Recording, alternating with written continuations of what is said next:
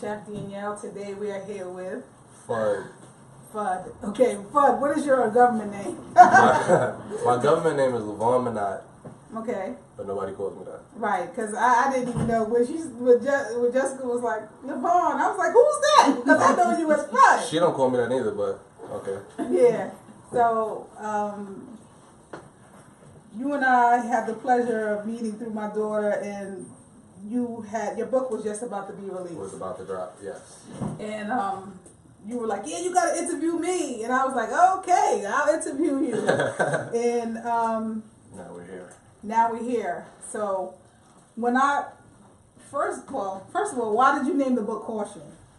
It's called Caution, Look But Don't Touch, because most of the images are nudity, and because you're nude doesn't mean you should touch me. You can look and keep it pushing. Right. Yeah. Even in today's society where people, and I agree, that, you should be able to wear what you want and without free. people. Yeah. Mm-hmm. But unfortunately, that is not the society that we live in. People are judgmental. People are super judgmental. But then Beyonce dropped some pictures the next day, and everybody accepted. So you gotta, I don't know. Kim Kardashian. Yeah, you can't let that. The whole purpose of the book is not to let society determine who you are as a woman or a human being in general. Right. If you decide you want to be naked, be that. If you're comfortable with it, nobody else should be able to deter you from being that person. Right. I totally agree. When you're comfortable in the skin you're in, then you exude this kind of confidence, and it's hard. It makes it hard for people to tear you break down. You down. Yeah. To break you down and tear you down, which they will try. They will. If you walk out the house in the morning loving yourself, it doesn't matter what anybody's opinion is. You can just Oh, okay, that's how you feel. All right, not a problem. Right. How many women did you interview for this book? 10. Was one of them my daughter? No, I'm just joking. No, I'm just kidding. No, but a conversation that her and I had sparked a lot of this. Yeah. Okay. And you interviewed how many women again? 10. 10? Yeah. And the 10 women that I actually shot with for the book is who I interviewed. On the back end, I probably wound up interviewing now 30 women. Okay. Yeah. So. Yeah, because I've seen some of the videos of them. The monologue videos. Yeah, telling their story about how what it means to be a woman. What it means to be a woman, how they view themselves as women. Because the definition is going to vary from woman to woman. It definitely did. Some of the monologues are definitely tear jerkers. Mm-hmm. From mothers' perspectives, the sacrifice of being a woman, being the provider of life. Mm-hmm. Like you really sacrifice. Being the vessel. Yes. To give life. You sacrifice everything. Yeah, even your life at times. Yeah. We on the table. Our lives are on the table. Mm-hmm. On the line when we lay down to give birth. A lot of people aren't aware of that. They thinking, oh, you just give birth and. No. That's it. There's a lot of women that are not here because the sacrifice of bearing a child. And some people know this, know the risk of, hey, this potentially could go bad for you specifically, and still want to be a mother. Want to be a mom, and that's super commendable. That's but you're not yet. I mean, I guess other men feel like that, but they don't verbalize that. I think they don't verbalize it enough. And I don't think that they tell women that. I think that men should tell women more that thank you for the life. the sacrifice that you made with yourself, of yourself to bring forth a life. I agree. I have, like, my family is predominantly women, so I was raised by mostly women. But I also touch on a book where I mentioned the men in my life that raised me to live a faster life. Hey, you gotta have the baddest woman out. You gotta get money. This is how you keep a woman. These are all the things that you do to become an adult and realize they were lost. Like, they didn't have a fucking clue. Excuse me. Like, they didn't have a clue. Like, they were sending us in the wrong direction, and then they wound up having daughters, and their daughters wound up being the bad chicks. But you didn't want us with your daughters because we were the bad guys. So the cycle wound up being lost. Like, you set us out to be something that you weren't ready to deal with, and then they had to deal with it. So with having my own child now and sending her out into the world, I can't send her out with the same mind state or that I was raised with. She's just out there, just all right. Well, it's gonna be easy. I'll find a guy that has X, Y, and Z, and he'll give it to me because I'm pretty. That's not life. You go out and get your own and maintain. And people that are supposed to be with you will find you, male, female, whatever it is. If you love yourself, love will come to you. Yeah, I mean, but how do you deal with that, like, as a man, you with that kind of mindset, and then you have a daughter, so how does that work? Like, at some point, does your mindset change? It does, every day. Or is it like be like that, but just not with my daughter? No, and that's why my book is dedicated to my daughter. My daughter is the first person that you see in this book, so it doesn't give you the perspective, or it's cool. Well, he thinks this is cool for everybody else, but it's not. This is what I'm teaching my daughter. I'm not giving the world anything that I'm not telling my child. I'm telling my child this firsthand. So, send shots. Prepare for it all. When did you realize that way of thinking was incorrect? What age were you when you realized that you were being steered in the wrong direction? Like, I think I'm not gonna say we, but a lot of the guys and stuff that I grew up around, we realized this super early, but it was acceptable, so it was no need to change. Yeah, it's easier to just to go with the flow than to go against the grain of how things were. Like, I've always been super open. This is who I am. This is like dealing with women, and it's like, oh, you're a womanizer. No, I don't believe in having this life partner if we're gonna see other people in the world. You don't know what's gonna happen. I'm not gonna tell you, yeah, you're the only person for me, and then like, all right, well, you cheated on me. My heart is hurt. I can't continue to do what I'm doing in life because you hurt me. If I tell you honesty off top, it's no room for you to be hurt. So, in having that kind of mindset, you were okay with a woman, her dating other people? Yes. I've always, and if people are, oh, you dating somebody's girlfriend. No, I'm dating somebody's daughter. Somebody had her. That's the possession. The girlfriend, boyfriend, that's in your head. That you didn't have her. That's, if she decides this is what she wants to talk to a million guys.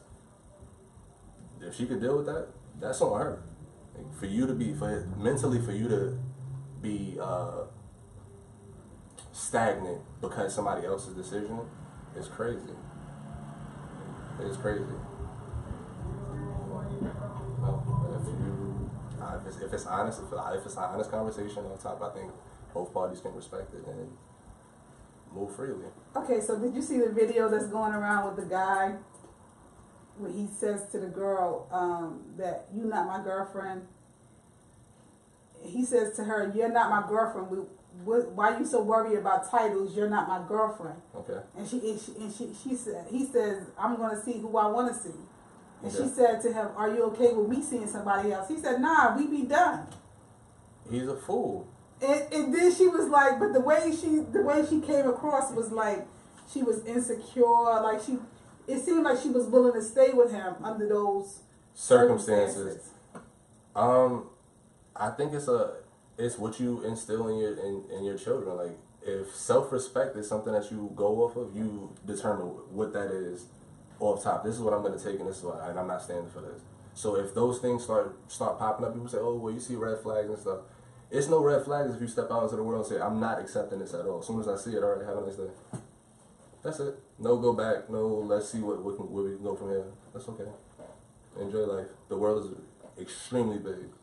A passport costs you less than $200. You can travel and go meet new people.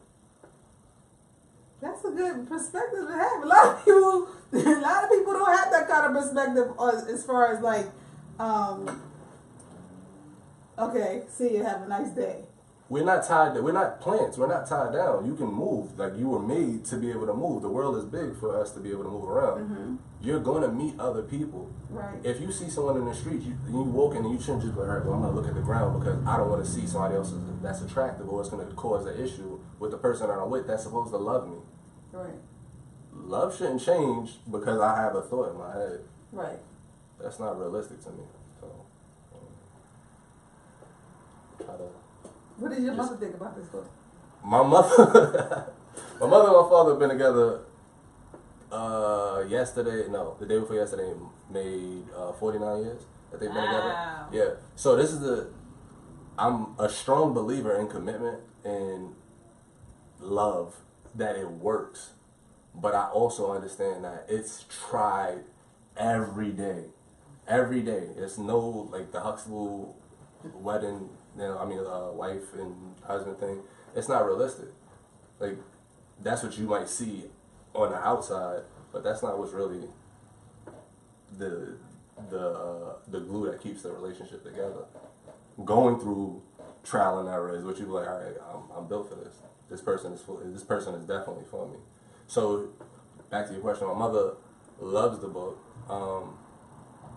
She loves the freedom that I am allowing my child to have, because she allowed me to have the same freedom to make my own decisions, to be who I wanted to become.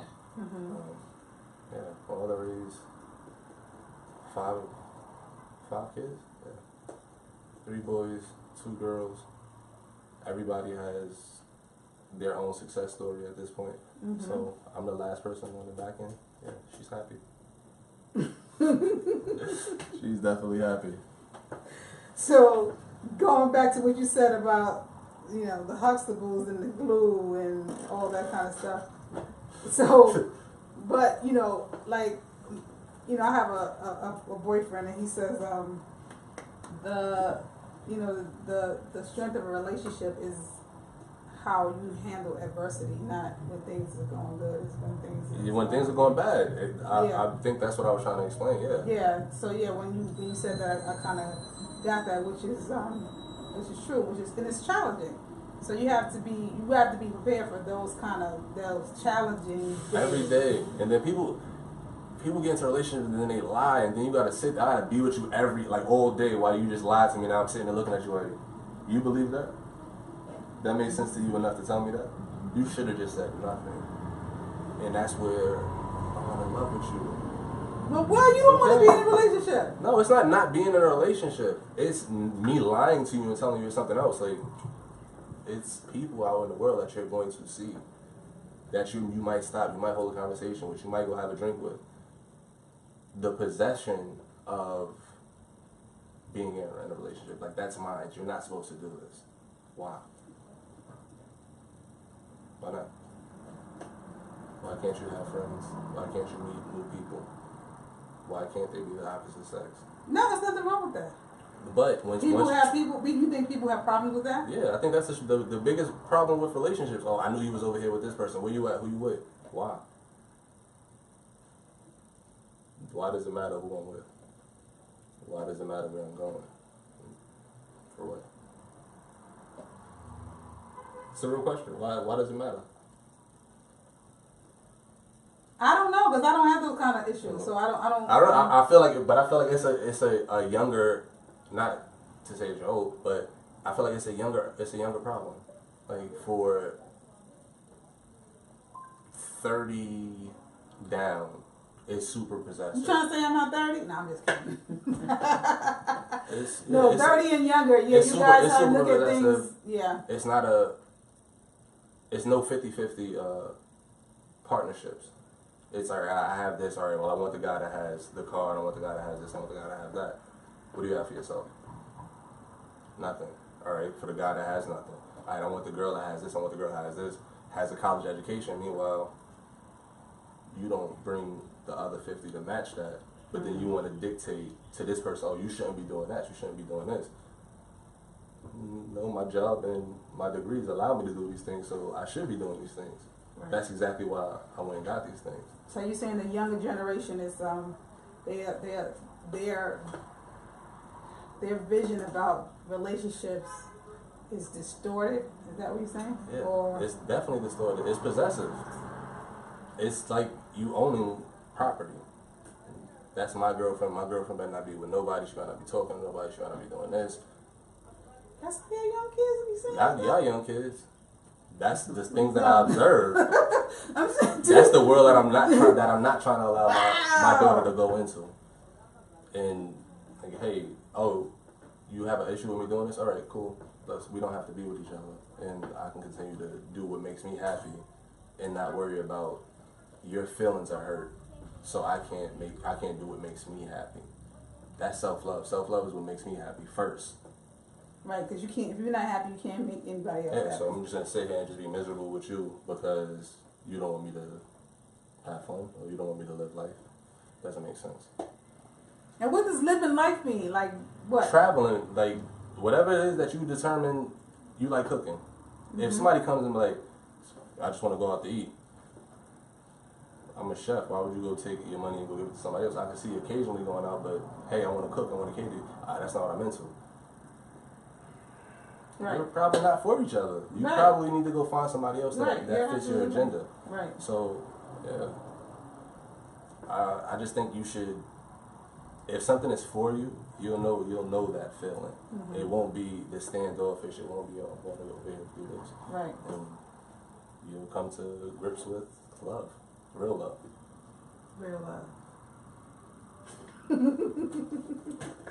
Back to the book. Caution. So, I follow you on social media. I see a lot of people who have purchased your book. And I was like, not that I was surprised, but I was a little surprised. Like, wow, it's catching like wildfire. I travel a lot. I know a lot. All right. So, they say I was a womanizer at some point. So, people feel the need to see what's in the book and see what stories and stuff I'm speaking on. But those aren't your stories. Those unfortunately, stories. It's not my stories. These are all stories from the mouths of women. Yeah. From the mouths of women. Yeah. So I think originally people started buying it to critique it, and then once they actually got the book, then it was like, oh wait, hold on, this is kind of dope. This is kind of smart. This is informative. Mm-hmm. Yeah. So just what traveling. What kind of questions were you asking the women? Do you want to talk about that? Or no, we can definitely talk about it. We can go ahead and flip through and see what I asked. So we asked, how does being a woman make you feel? Mm-hmm. What are the flaws and strengths of being a woman? What age did you or others realize or discover your sexuality? Mm-hmm. What does nudity signify for you? What comes to the mind when you hear the word caution? How do you feel about men admiring your body? Why do you take these kinds of pictures if you don't want men to objectify you sexually? What was your experience like shooting with myself? How should a man approach you? What kind of things do you expect to hear from women viewing the book? Those are the base questions that I asked. Right. All of those questions took us on a journey of information, and I just allowed them to go. Like, we wrote everything down as we were shooting. I was writing. Yeah, so it's a lot of information. It's information about plastic surgery is something that we touch on strongly. What is your views on plastic surgery? I mean, it's not something that I would necessarily do, but I don't have anything that I want to change. So no, I'm talking about for a woman. no. You. That's what I'm saying. I don't have an opinion. That's what I've You don't have okay. From sitting down and creating this book. What I've learned to do was not to have an opinion, just to accept. Just to be in the air. And that's how you. Yeah, that's how you feel. Oh, that's how you. Smart. Okay, cool. You sure you can live with that? All right, cool. That's your decision. I don't have to live with that decision. Right. I always was super. Well, no, that looks. You like how you look? Let's go. Let's go out into the world. Like, if you like it, I love it. So, my views on plastic surgery have changed to now. Just accept it. Do it. Whatever makes you happy. Okay. Okay. What was the other questions you asked? What was There we go. Oh, that's not scrambled, by the way. Do the questions.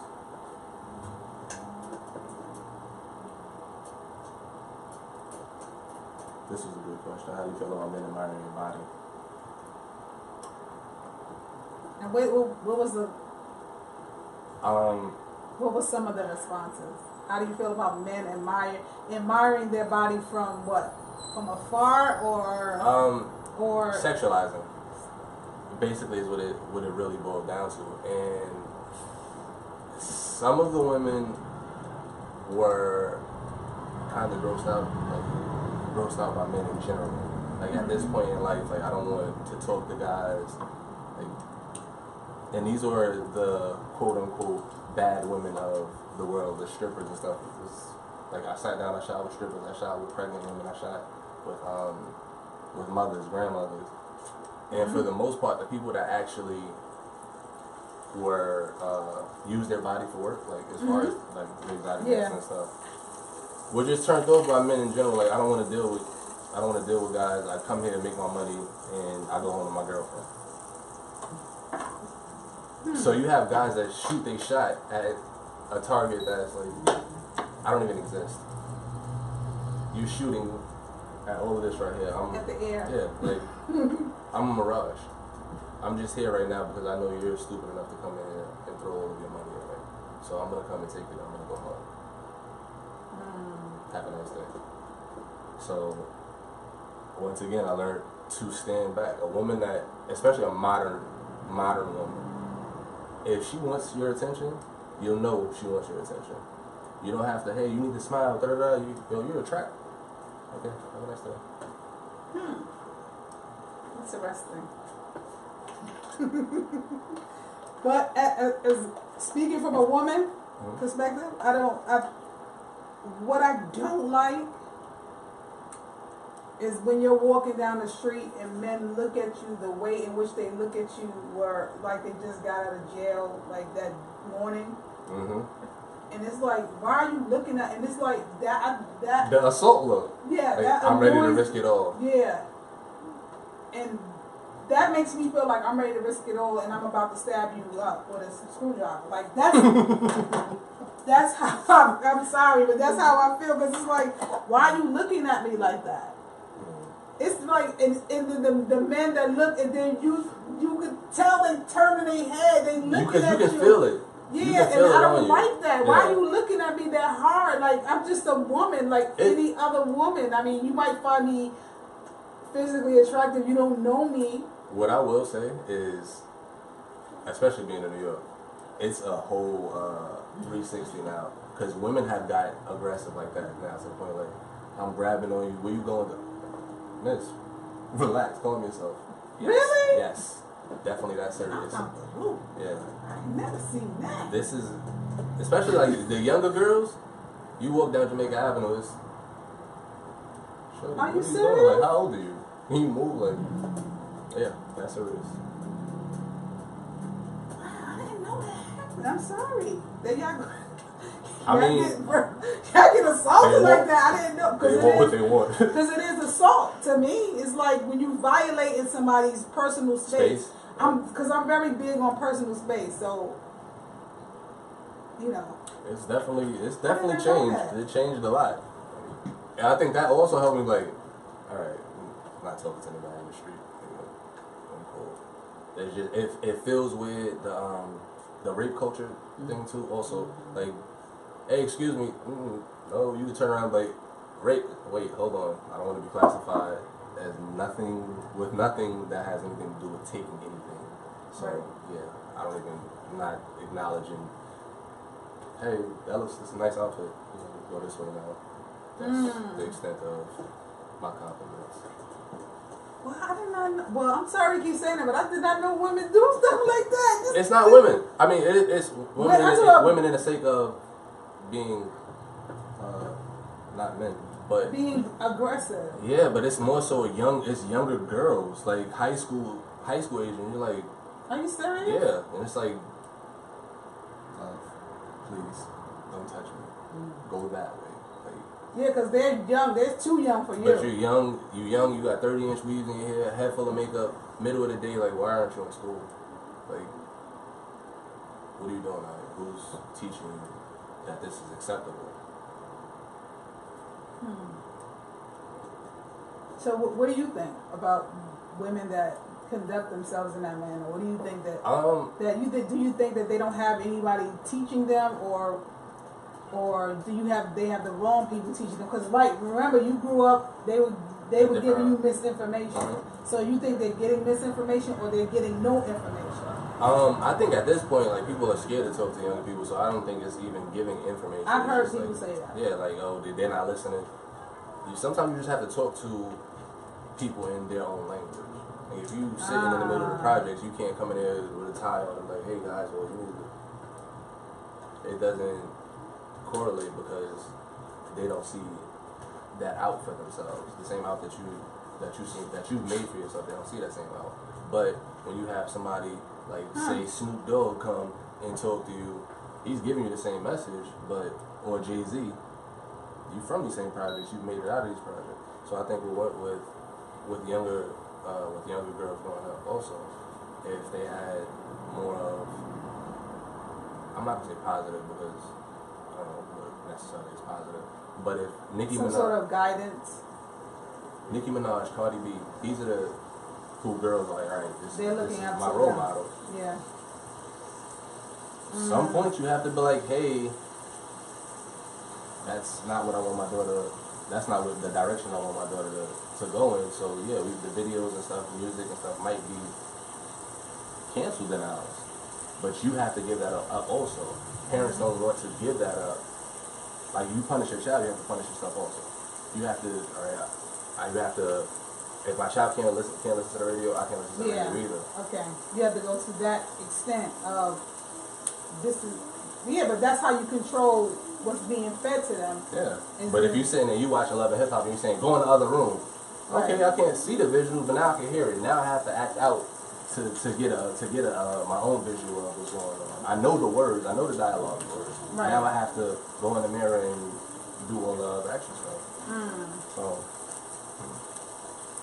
Right. That's like if you're trying to wean kids over meat and you steady eating chicken. Yeah, you go to McDonald's every day. No, you can't get McDonald's. But I'm gonna eat McDonald's every day. How? So I'm gonna stand here in line with you. You don't want me to ask for the toy, for the Big Mac, for nothing. Just eating everything. It doesn't make any sense. So as a father with a daughter, do you control what you listen to? I do, but I'm not the best at it. I'm not the best at it at all. Okay.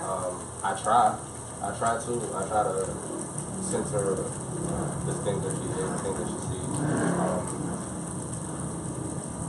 to the best of my ability. But like I said, I can't say what's positive influence. Like right now, she wants to do music. Do I take music away from you and say, this is the only type of music that you're allowed to make, or do I give you the freedom to make music? Right. Okay, I sit down with you and I say, look, you might be judged by these type of things, but if you can deal with these things, then I'm standing behind you 100%. So, okay. This looks so good. So what? Thanks. So what? When you had a daughter, what did you start to change about you as a man? Preparing yourself to raise a girl child. Like, what did you do? Stop dealing with so many women at one time.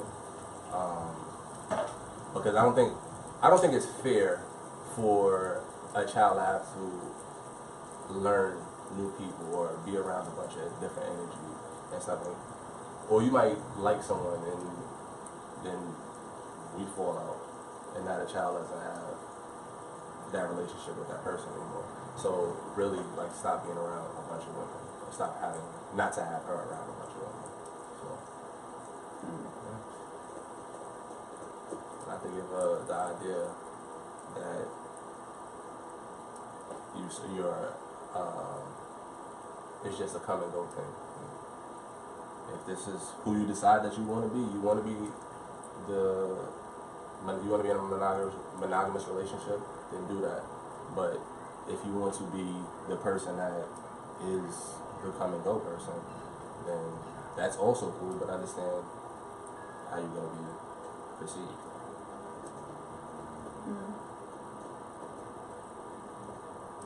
You have one child. Yes. Do you plan on having any more? Eventually. I hope.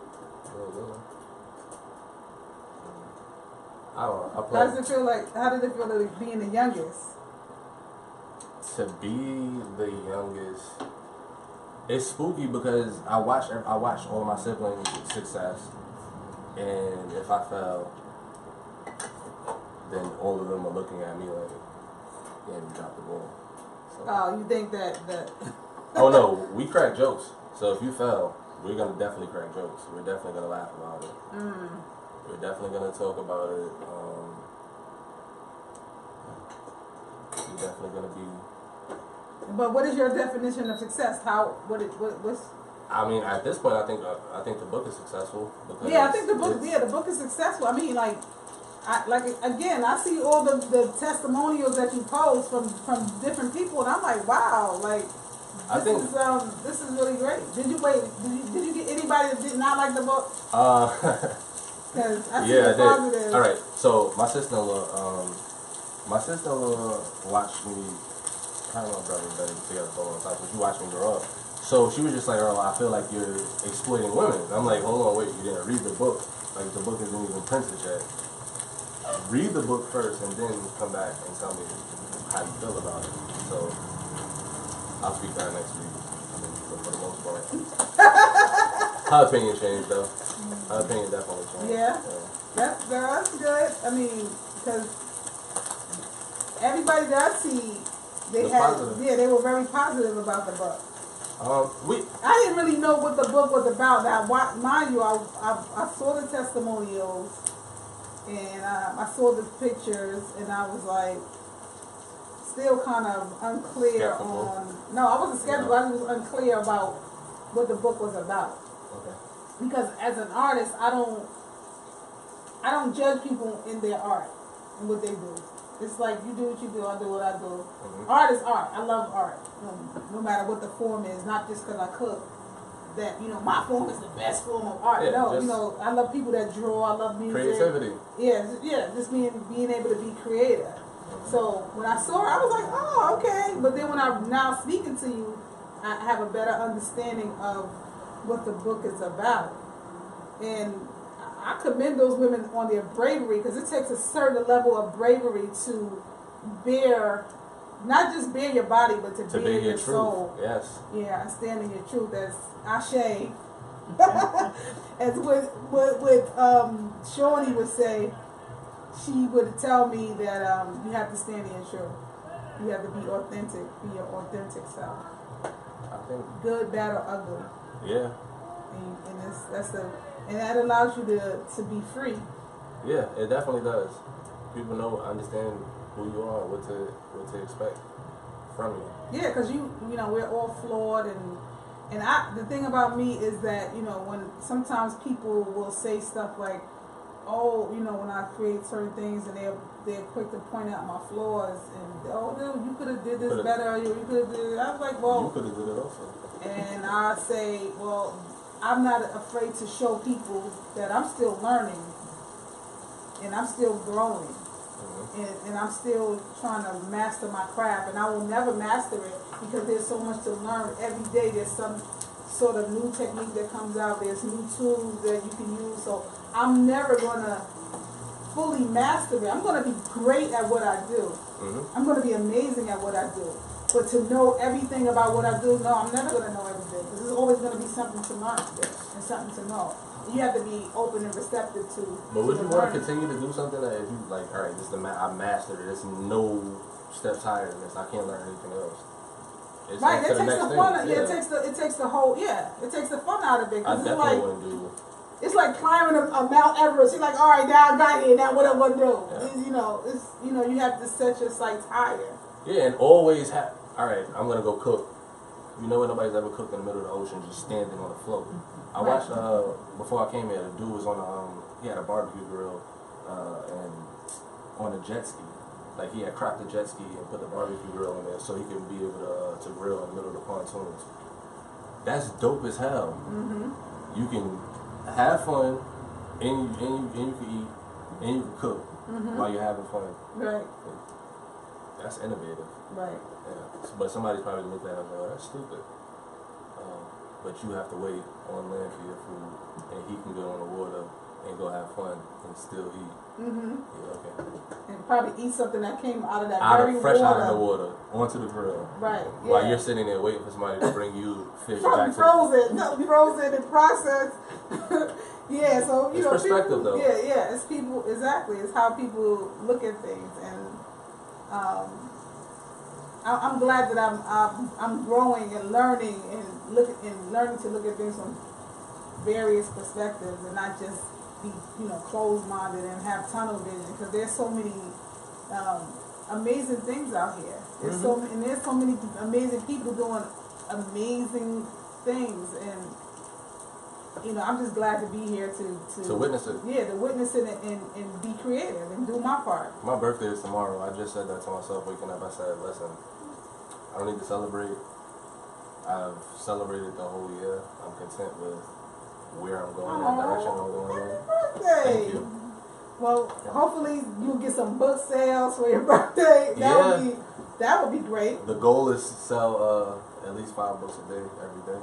So we have been semi-consistent with it.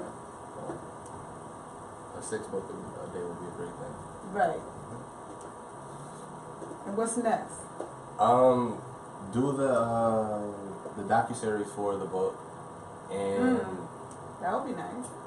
I think did we speak about I have a product coming out called Petty Puffs. It's a pedicure machine, and we'll be back to talk about it when it drops, because it's an amazing thing. So I can't talk too much about it. I've been busy. I told myself I'm only working on 3 projects this year. I'm 2.5 in to all of the projects. Yeah. And what's the 7 months?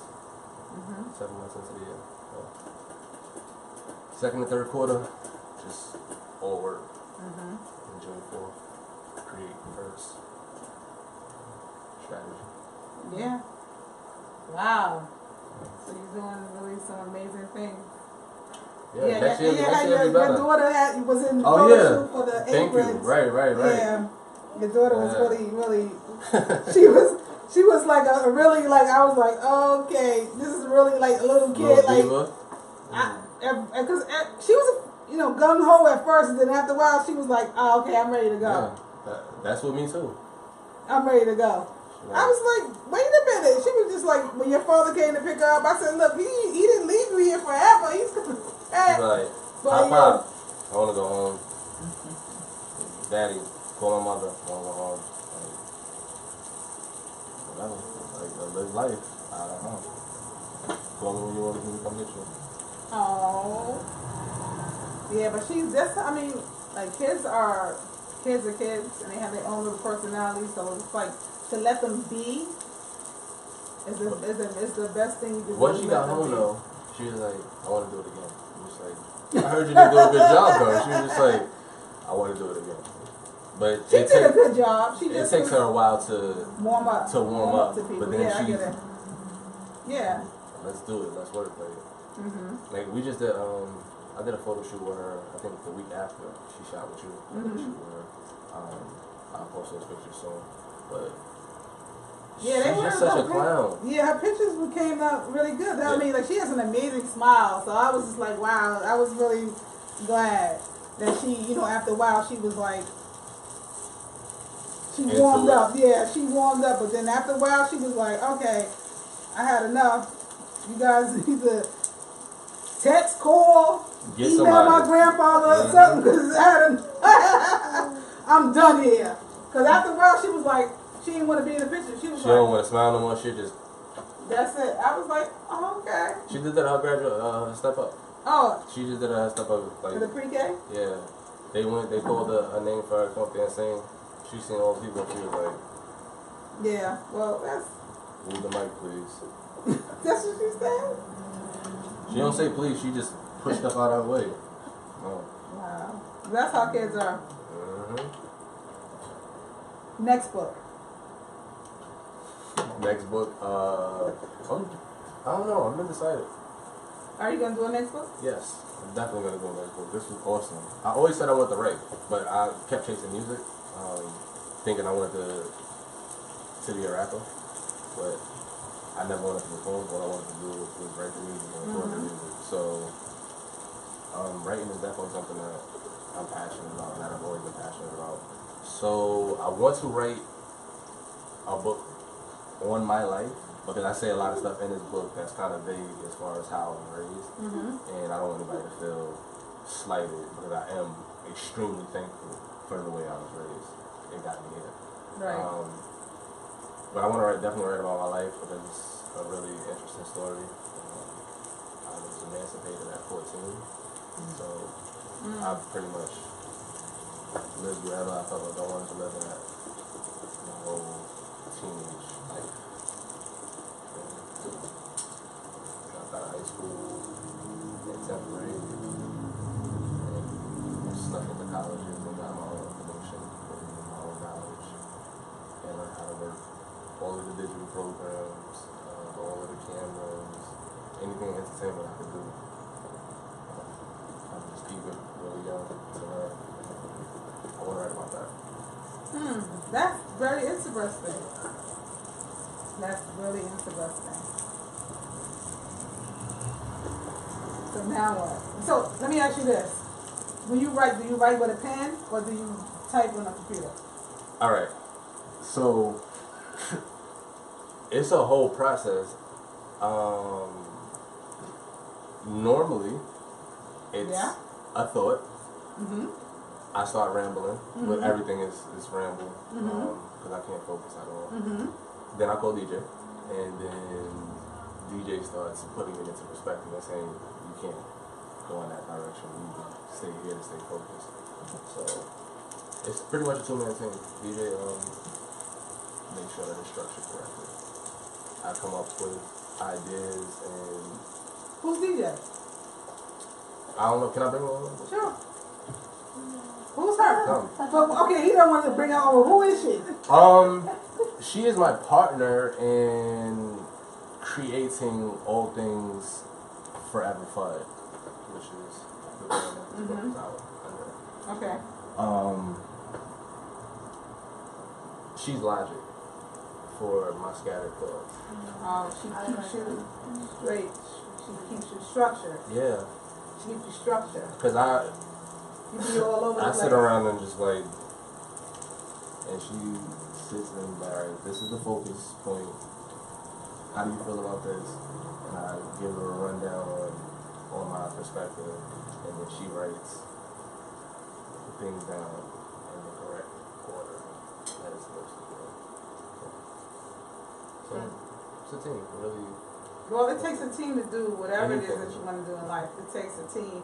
The hard part is, for me, is building that team. I fire people on a regular basis. I'm the head of my company. I fire everybody. Like, I fire my nephew. I don't even get to hire people. You don't even get past that point because I be like, you got hire and fire the same day. Listen, So I put out, I need somebody, right? So then it's like, okay, you get people that contact you, but you already, because I'm intuitive, I already know you're not going to work for me. Mm-hmm. This is not going to work. This dynamic is not going to work. I already know, I had somebody, they were like, I needed them, we were talking on a Sunday, and I needed them Thursday, and they was like, call me on Wednesday, remind me. No. You're fired. I don't have no problem with firing anybody, because you won't go to anybody else's corporate company and do whatever you feel like. You're fired. Yeah, that was very like, wow, and then, I had somebody else, I tried to explain to them exactly what my needs were, and, then they were like contacting me saying, well, we need to talk so I could, talk about like more details, but I'm the type of person as a creative, I'm not the PowerPoint presentation, I can't give you that, I'm gonna because give you I'm one time. really creative, and I'm telling you exactly, this is not rocket science, this is only what I need from you, this. Especially as like a sous chef. Oh, look, I need you to chop this up, it need to be cubed, this needs to be this. I'm not coming back to give you a rundown of anything. This is what I need done. Can you do it? Yes? All right, I'll be back. Yeah, when I come back, it needs to be done. Yeah, especially in what I do, it's like, you gotta move. It's like, everything I be in time. Baltimore cooking with my sister. Like, I'm her sous chef. Like, and I think people have a problem with taking direction with saying, all right, well, this person is the boss right now. This is my thing. Yes, anybody else that comes on, you are an employee. Right. If you don't want to be an employee, then go and make your own thing, because it's not a 50-50 partnership once you come into my company that I've already built. Right. Yeah, so. Yeah, that's what I never even get a team. I never even get to build a team, because it never happens. I'll be like. I think that's what changed for me. I started trying to, everything I've ever did, I tried to do it with my friends. Like the people that I grew up with. We're going to do this. They wanted money. I want money too. But I want success of watching something grow. So where you're like, all right, well, we're going to charge the highest amount and never get anywhere. I'll put more people in my product or give people my product to actually let it expand. So you go tell your friend, oh, all right, well, no, you can't keep mine, but you can go over here and purchase it. That word of mouth is what actually started to expand. And that was with sitting down and finding a good team that understood all of those things. Yes. Yeah. Well, hey, you're going about this wrong. No, that was even able to come and tell me, you're doing that wrong. Your promotion, don't do that. Like, stop tagging those people. You don't need them saying, don't go about that. Go to the actual show. Go to the show and make the people come to you. That took one other additional person to come and tell me that. That's it. I sat with my friends and kept bumping heads. All right, well, this is what we will do. This is what we will do. Everybody wanted to have a say so, and nobody was saying, hey, we're doing this wrong. Once I sat down with people that could say, yo, you know what, I love you enough that I want to see you bloom, but you're going about it the wrong way, then everything started falling into perspective. Okay. So, teamwork makes the dream work. Every day. Yeah, when you told me about this book, I was just like saying to myself, is he really gonna write a book, or did he really write a book? Yeah. I see it now. I was holding on to the content. For like a year and a half, like as far as the images goes. And I didn't know what I was gonna do, because I paint and stuff. So I was like, I'm gonna do an art show. My boy, I called him January 1st. And I'm like, yo, I don't know what, everybody's making all of these New Year's resolutions. I'm not big on that, but I feel like something has to change. And he was like, yo, well, what do you have? I said, I have all of these images right now in different stories and stuff. Yo, make a book. January 1st, that evening, I started putting everything together. And March 23rd, we dropped. And now we sold out 5 times.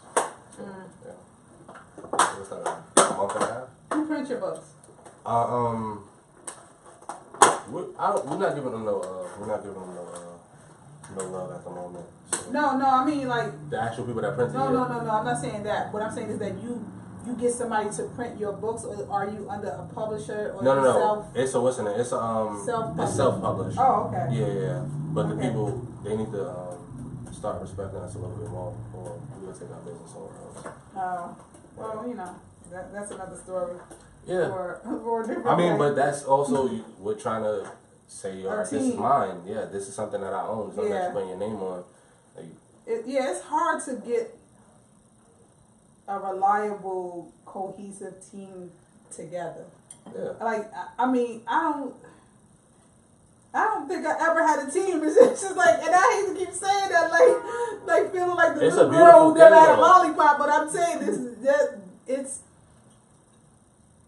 I never had a team. I don't know if I expect too much, or I just am not looking in the right. Creatives. I'm not looking in the right place for a team. I'm just, I ask myself those questions, like, maybe I'm not looking in the right place. Maybe it's not the time.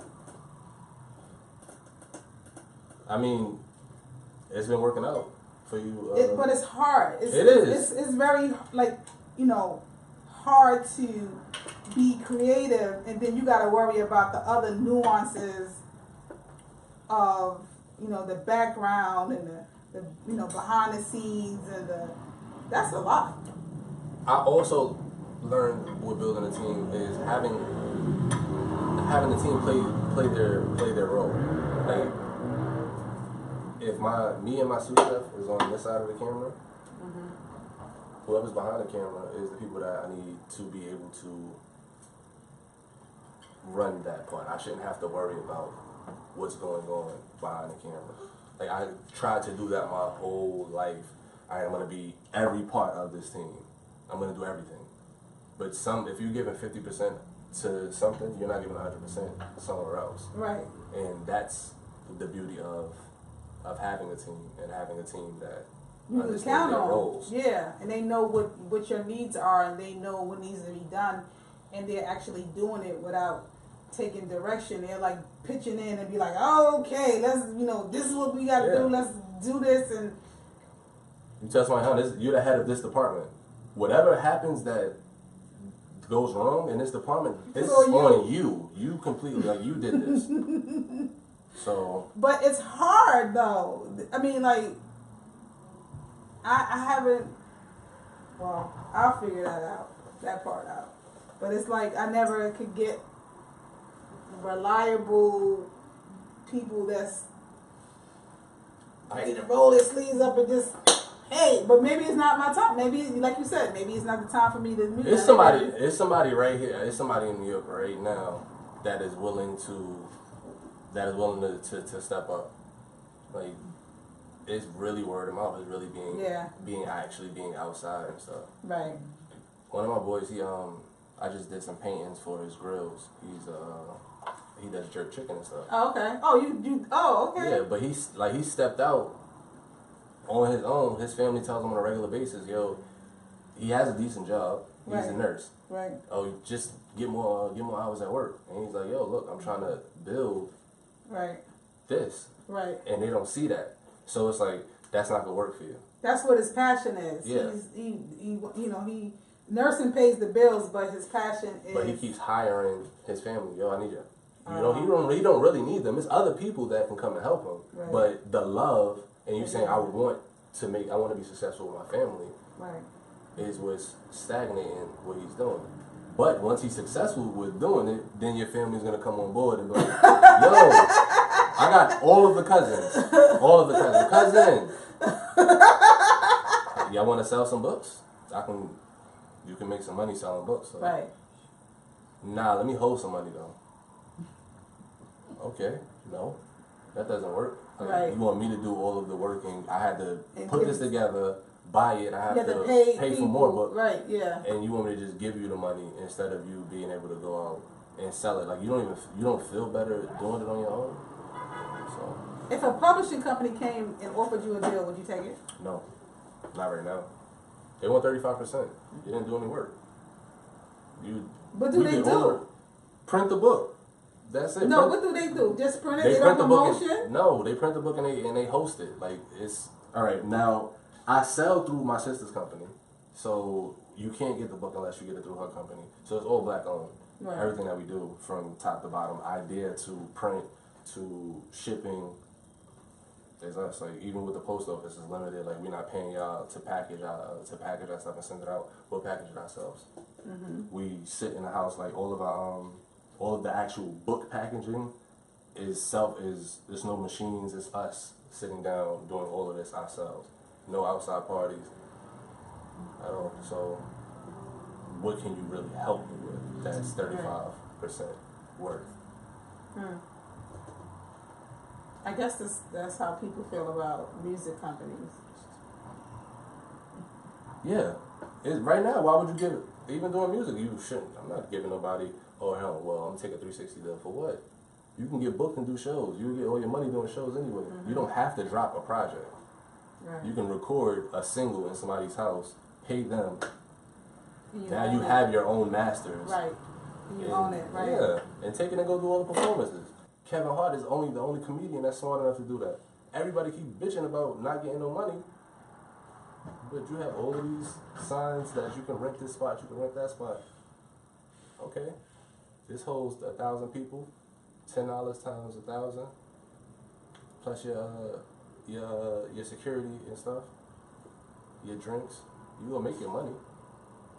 People don't invest in themselves. I'm a rapper and I want somebody they got a show, I want to be a part of your show. You have the fan base. The fans are coming to where you're at. Not because of Hot 97 or 105. They're coming because you were there. Right. He's the only artist who's been smart enough to do that. And the artists in Atlanta, obviously, they continue to do stuff like that. This has been very interesting and enlightening. And I've learned a lot. I've definitely learned a lot. I like to be around people that I learn from. And I know being the age that I am and you're younger, you're like my daughter's age. I think we miss the opportunity as older people to learn from younger beings. Yeah, I think there's a big disconnect between older and younger generation. I think younger people don't think that there's anything to learn. You know, like, these people have been here. How isn't there anything to learn from somebody that's already been here? That same thing. Well, a lot of them think they know everything. Yeah, that's what I'm saying. They step out into the world like, can't nobody tell me nothing. I know what to do. How? You've been as far as your block. Yeah. Yeah, absolutely right. But thank you so much for stopping by. Thank you for having me. We're gonna shoot. Yeah, all your information is gonna be on this video when it scrolls down the bottom. Yeah, so buy books. Yeah, buy books. Caution. Look but don't touch. Look but don't touch.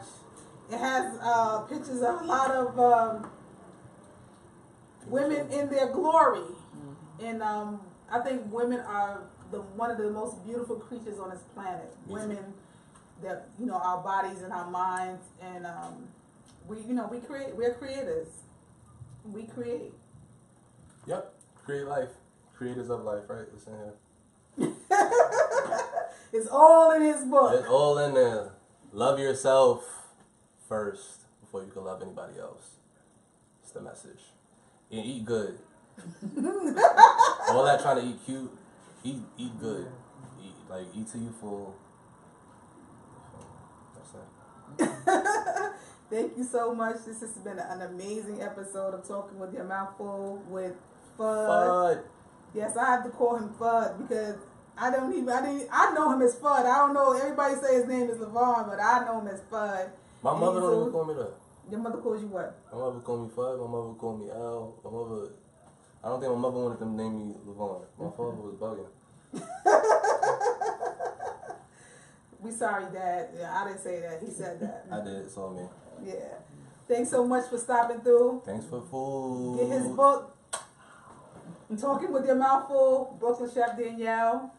Shouts to Brooklyn. Okay.